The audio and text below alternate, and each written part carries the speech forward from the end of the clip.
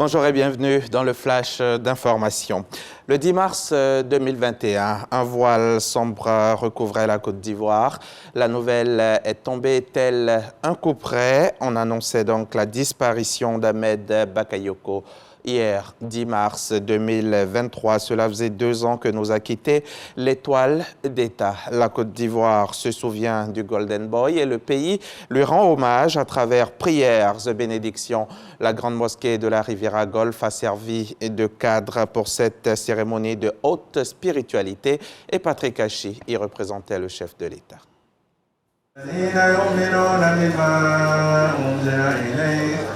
Énième lecture du Saint-Coran sur l'esplanade de la grande mosquée de la Riviera Golf. Énième séance de prière en hommage à un défunt à cette même place. Cette fois, l'ex-premier ministre Feu Ahmed Bakayoko est le concerné. Voici 2 ans jour pour jour qu'il n'est plus. Au nom du chef de l'État, le premier ministre Patrick Hachi est venu soutenir la famille Bakayoko en ce jour de commémoration. À ses côtés, des présidents d'institutions, plusieurs membres du gouvernement et du corps diplomatique. Moyen d'intercession choisi pour plaider la miséricorde divine en faveur du disparu, la lecture intégrale du livre saint de l'islam à 3 reprises. Ce qu'on nous demande pour nos défunts, c'est de faire des actions avec l'intention que cela soit bénéfique pour eux dans leur vie tombale. Tel que vous lui faites des cadeaux, vous lui faites plaisir de son vivant, autant après sa mort, vous pouvez le faire à travers des actions de sacrifice. Moment de recueillement, mais aussi de témoignage, car le souvenir de l'homme d'État reste encore présent dans les esprits. Au-delà des nombreuses qualités que tous ici lui reconnaissaient, il me reste en mémoire 4 principales que sont la rigueur et l'amour du travail bien fait, la loyauté, la générosité, la spiritualité. Chaque fois que j'avais des difficultés à rencontrer Ahmed, quel que soit le moment, j'étais sûr de trouver les mots apaisants.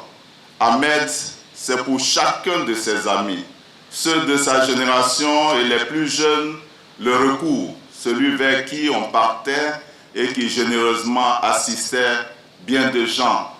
Depuis le décès, le gouvernement n'a cessé de manifester sa compassion à l'égard de la famille, preuve que l'État n'oublie pas ce grand commis qui était Feu Ahmed Bakayoko. Je voudrais réitérer nos remerciements et nos reconnaissances et gratitude à toutes celles et à tous ceux qui n'ont cessé de nous apporter leur soutien moral, matériel et spirituel tout au long de ces années difficiles et douloureuses.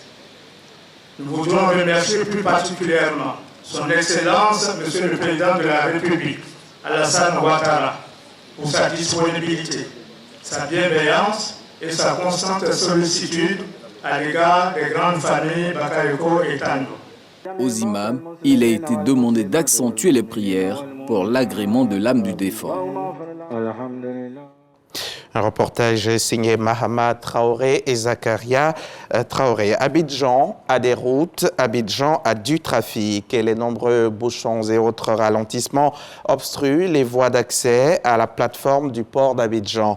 Il faut y remédier, d'où cette formation initiée à l'endroit des opérateurs de la chaîne logistique portuaire, des transports et du transit routier. Cela pour identifier les problématiques rencontrées par les acteurs et améliorer la compétitivité des corridors de Côte d'Ivoire.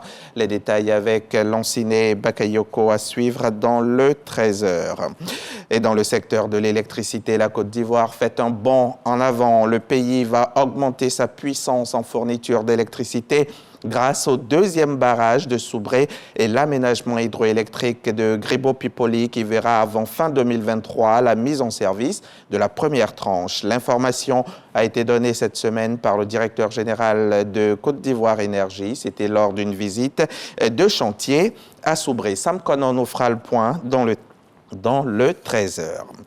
Au Mali, le référendum constitutionnel prévu le 19 mars prochain est reporté. Il s'agit d'un léger report, précise le porte-parole du gouvernement de transition qui l'a annoncé hier vendredi 10 mars. On ne sait pas encore quand se tiendra le scrutin, mais le gouvernement assure que la date de la fin de la transition fixée à février 2024, dans un peu moins d'un an, sera respectée. Et techniquement, le report du référendum était inévitable. Quasiment aucune disposition n'a été prise sur le terrain pour son organisation le 19 mars. Et en annonçant le report, le porte-parole du gouvernement malien a d'ailleurs affirmé qu'il était nécessaire de mettre à jour la nouvelle carte administrative du pays avant l'organisation du scrutin.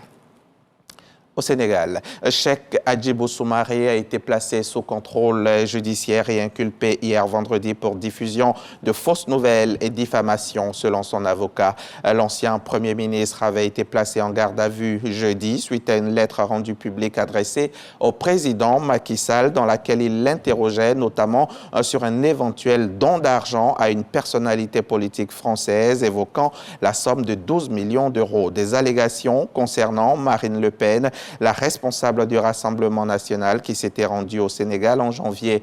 L'ancien Premier ministre a reçu le soutien de plusieurs personnalités de l'opposition et de la société civile. Le Premier ministre britannique Rishi Sunak a passé la journée de vendredi à Paris, accompagné de 7 ministres dans le cadre d'un sommet franco-britannique, le premier depuis 5 ans. Emmanuel Macron et lui ont parlé d'échanges culturels ou coopération militaire. La politique migratoire a occupé une place importante avec un nouvel accord. Londres va verser 540 millions d'euros sur les 3 prochaines années pour empêcher les migrants de traverser la Manche. Ce projet n'est pas très bien accueilli à Londres. L'accord donc de vendredi prévoit la construction d'un centre de détention dans les Hauts-de-France. Cette approche est dénoncée par les ONG et pour Amnesty International, par exemple, le Royaume-Uni se soustrait à ses responsabilités. On développe tout ça à 13h. À tout à l'heure.